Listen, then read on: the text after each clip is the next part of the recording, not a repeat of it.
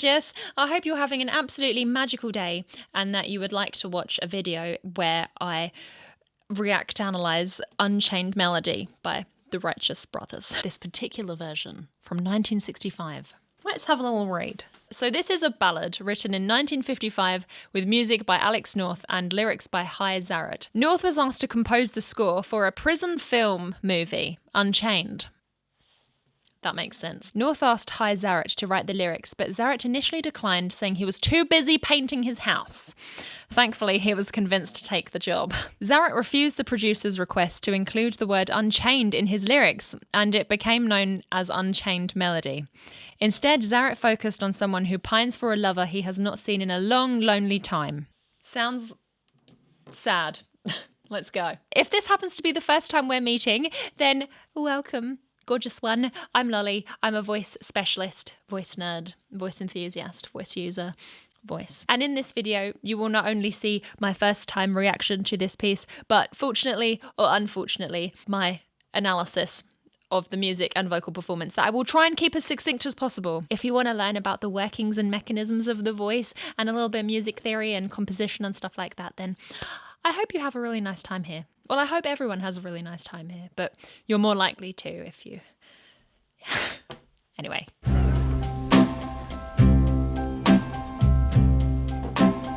Whoa, my love. Oh, I love it.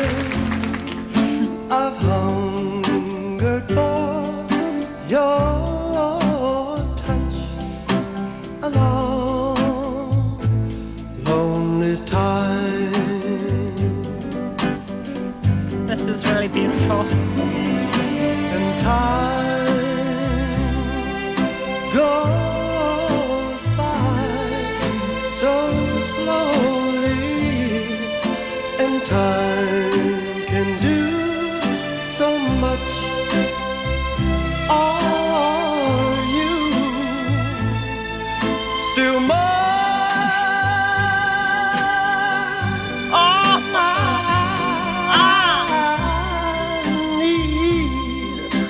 Your love.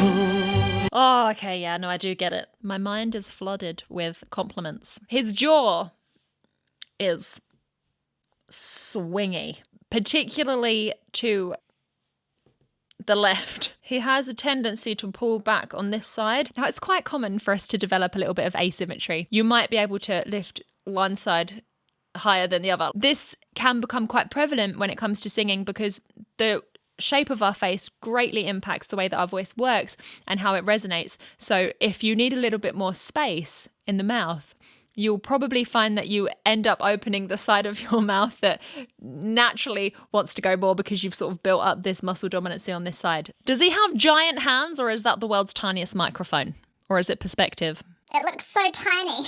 So these notes and where it's sitting in his voice, it would have been very easy for him to relax, let his larynx drop a little bit lower, but he is suspending it. These notes are resonating high in his face.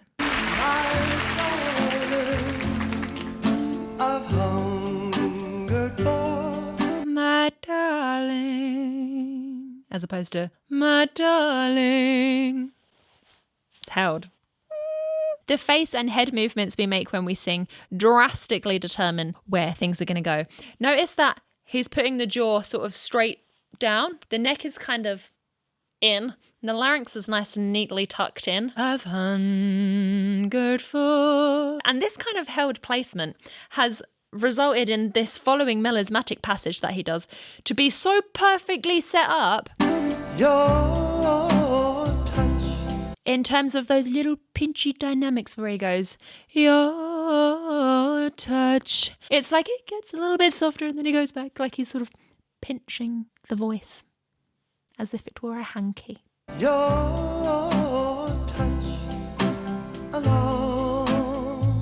Truly beautiful vocal performances are in the details, like the way he goes, along. Ever so slight pause, dynamics and expression on a simple melody can be the most heartbreaking, beautiful thing ever. Still mine.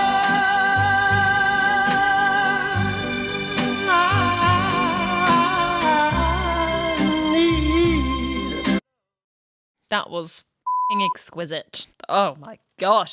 This is the first time he's really made sure he's using strength and the sound is anchored. So his larynx is quite low and you can literally see it on the frame that I'm looking at right now. And so it's got this strong, big resonance for the first time, which is crazy because it's like the highest note that he's sung F, one of those, has the most low, warm resonance, which you would expect on the lower notes, but he's suspended them so it has somewhere to catapult off to.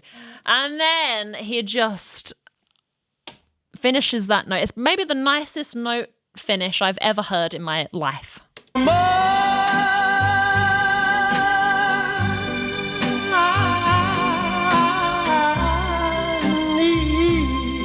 So he changes register. You can hear that break from mode 1, where the vocal folds are thick, to mode 2, where the vocal folds thin out. And then you kind of just pulses in between the two. I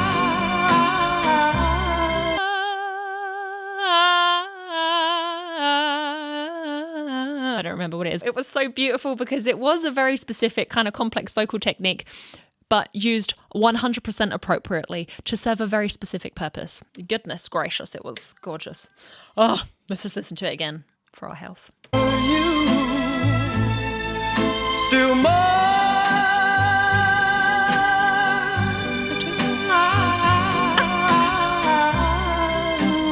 Into the next line. Your love. Your love. Oh, again. Need your love. Godspeed your love to me.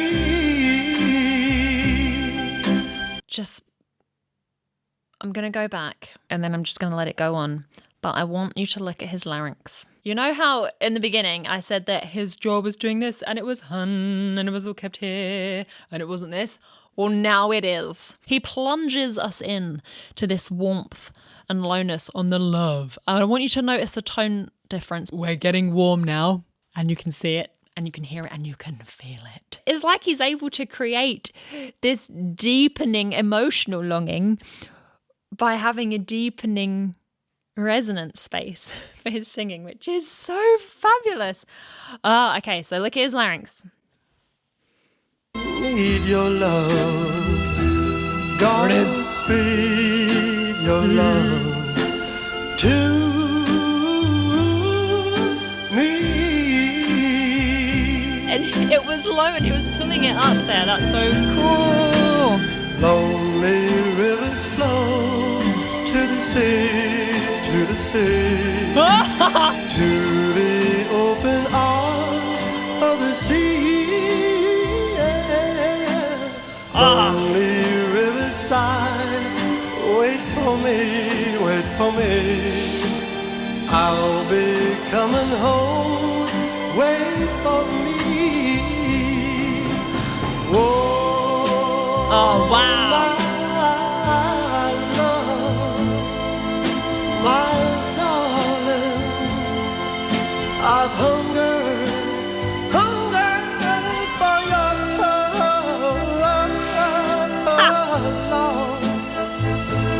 Lonely time.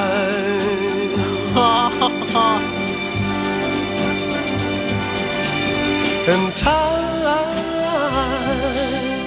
goes by so slowly. So you notice how ever since he dropped the resonance so that it was anchored lower, we got a lot more cracks in the voice, that sort of thing. Wait for me, wait for me. Lonely riverside, wait for me. That crack on the 4 was... It was so pretty.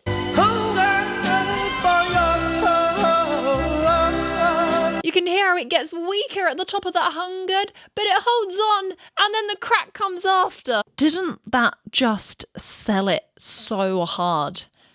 that sense of longing, because if you are really longing for someone, your voice would do this sort of thing. So we get these moments of like, this sucks. And then it's like, okay, I will compose myself. And then it sort of comes off again.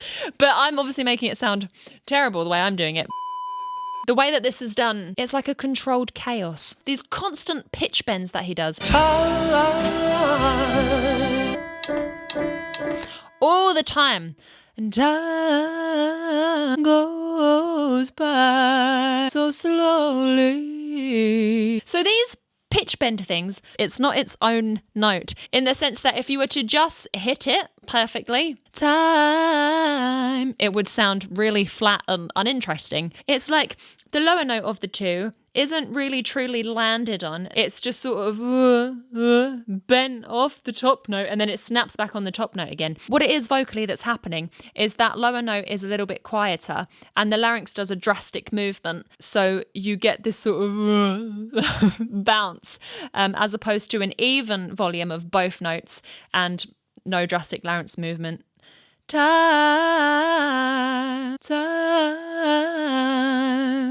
A combination of that reduced volume and that drop down in the larynx, I think, gives it what I call a bop. It's a really important skill to have if you want to get better at vocal agility, because so many times we'll hear a long ass riff that sounds really hard and we want to learn it and we're like, okay, what are all the notes? And then you learn all the notes and then you sing it and it still doesn't sound right. And that is because things like bops are maybe absent, because it doesn't matter how fast you sing all of the notes, without these little tricks, they can sound a little bit stale. And more to the point is that sometimes riffs are not as hard as they seem. It's just like, what is that mystical, magical note? Maybe it's a bop. So slowly, and time can do so much. Are you still mine?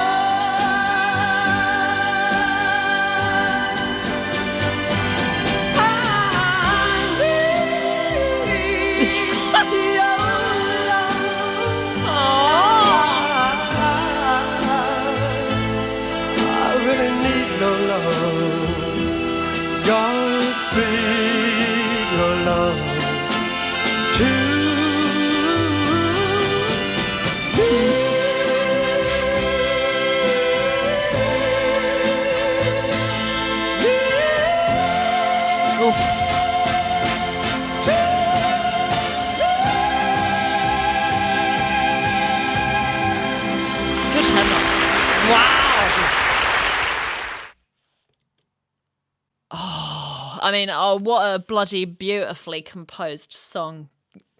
Gosh. So I noticed that in the second big mine, he pulled that sound a little bit further back, mid-note. So it started at the front. And then he widened the vowel a little bit to kind of set it back and make it a little bit more twangy. Still mine. And then this set him up for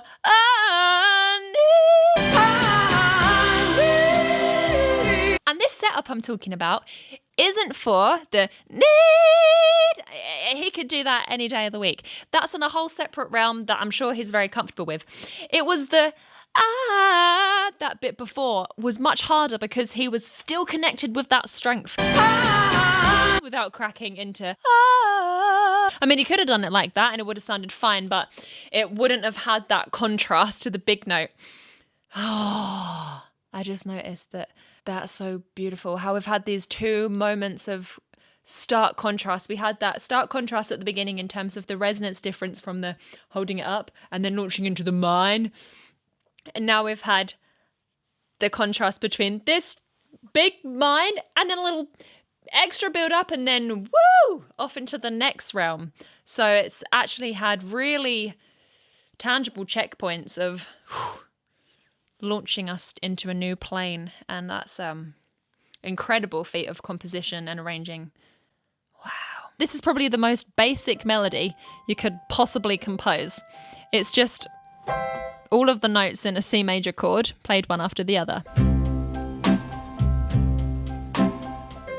which is what we call an arpeggio. It's not in a different order, it's literally just up and down. in the most basic key with no sharps or flats. So it's exciting because it's still beautiful, even though it's so simple. And because it's so simple, we're going to get something more interesting later. I love that. Future Lolly here, editing, realising that I didn't actually explain why that time signature was weird. So this song is in 12/8, which means there are 12 beats in a bar, and those beats are eighth notes, which we call quavers in England. So a quarter note or a crotchet is 1, 2, 3, 4, and a quaver or an eighth note is 1, 2, 3, 4, 5, 6, 7, 8. Right? So there are 12 of those in a bar. 1, 2, 3, 4, 5, 6, 7, 8, 9, 10, 11, 12. And because 12 is divisible by both 3 and 4, we could very well feel it as 1, 2, 3, 4. Or 1, 2, 3, 1, 2, 3. Now that 12/8 rhythm is really punctuated by that arpeggio. So it depends if you zone in more on that or more on his voice, I think, how you feel that time signature.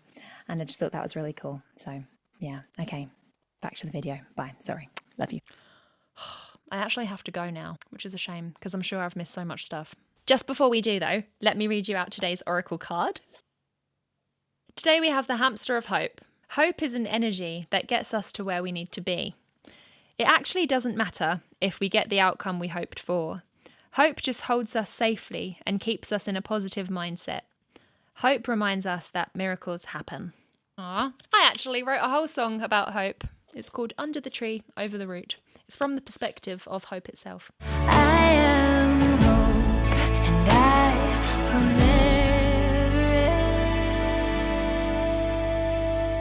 never leave. It's the last track on my album, if that tickles your pickle. Thank you so much for hanging out with me today and watching this video. I really hope you enjoyed it as much as I enjoyed making it. If there are any other singers or musical works that you would like to see me analyse here on the channel, please do let me know down below in the comments, or feel free to join our Patreon community for prioritised requests as well. If you're here with us at the premiere, then ginormous hug for you. Thank you for coming. And if you're here with us at any other time, a ginormous hug for you, obviously. I hope the remainder of your day is truly beautiful. Love you bunches, and I cannot wait to see you again in the next video. Bye. Here's little vocal folds, the things that come together to make all the noises. La la la la la la la la la la. Oh wow, look at that technical switch-a-roo. That was beautiful. Because it was beautiful and it was technical, but it wasn't beautiful because it was technical. He didn't have to go there. He could have done tiny microphone. Thank you for your tiny services, and you probably will stare at people, but generally it is frowned upon, probably with an asymmetrical face. But yeah, he has a swingy jaw, that's cool.